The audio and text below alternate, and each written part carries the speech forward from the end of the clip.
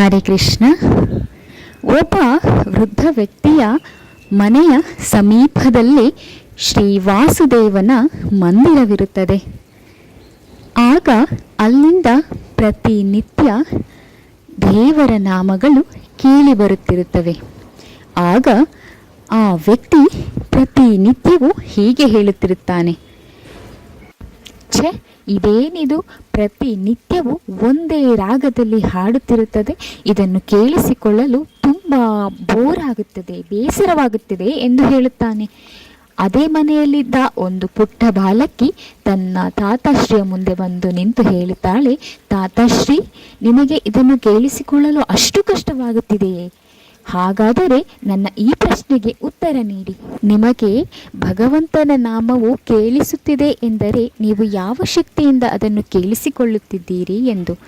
ಅದಕ್ಕೆ ನನ್ನ ಶ್ರವಣ ಶಕ್ತಿಯಿಂದ ನಾನು ಕೇಳಿಸಿಕೊಳ್ಳುತ್ತಿದ್ದೇನೆ ಎಂದು ಥಟ್ಟನೆ ಉತ್ತರವನ್ನು ನೀಡುತ್ತಾರೆ ಆ ವೃದ್ಧ ವ್ಯಕ್ತಿ. ಆಗ ಆ ಪುಟ್ಟ ಬಾಲಕಿ ಹೇಳುತ್ತಾಳೆ, ಹಾಗಾದರೆ ತಾತಶ್ರೀ, ನನಗೆ ಉತ್ತರ ನೀಡಿ, ನಿಮಗೆ ಈ ಶ್ರವಣ ಶಕ್ತಿಯನ್ನು ಕೊಟ್ಟವರ್ಯಾರು ಎಂದು. ಆಗ ಮೌನವಾಗಿ ಬಿಡುತ್ತಾರೆ ಆ ವೃದ್ಧ ವ್ಯಕ್ತಿ.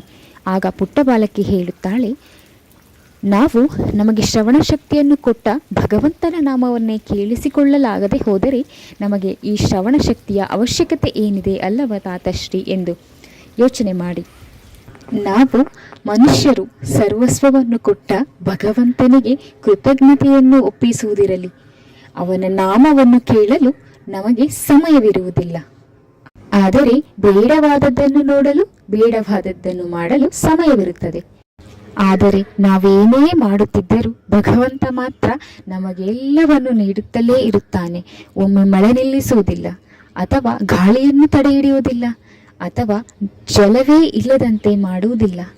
ಎಲ್ಲವನ್ನು ನೀಡುತ್ತಲೇ ಇರುತ್ತಾನೆ. ಹಾಗಾದರೆ ಯೋಚಿಸಿ, ಅವನಿಗೆ ನಮ್ಮ ಮೇಲೆ ಎಷ್ಟು ಕರುಣೆ ಮತ್ತು ದಯೆ ಇರಬಹುದು, ನಮ್ಮನ್ನು ಕ್ಷಮಿಸುವ ಗುಣ ಅವನಲ್ಲಿ ಎಷ್ಟರ ಮಟ್ಟಿಗಿರಬಹುದು. ಆದರೆ ನಾವೆಂದೂ ಬದಲಾಗದೆ ಹೋದರೆ, ಅವನ ಆ ಕರುಣೆ, ದಯೆ, ಪ್ರೀತಿಯನ್ನು ನಾವು ಅರ್ಥ ಮಾಡಿಕೊಳ್ಳದೆ ಹೋದರೆ, ಅವನನ್ನು ನಾವು ಎಂದಿಗೂ ನೆನೆಯದೆ ಹೋದರೆ ನಾವೆಷ್ಟು ಪಾಪಿಗಳಾಗುತ್ತೇವೆ ಎಂದು ಯೋಚಿಸಿ ನೋಡಿ. ಧನ್ಯವಾದಗಳು. ಶ್ರೀಕೃಷ್ಣಾರ್ಪಣಮಸ್ತು.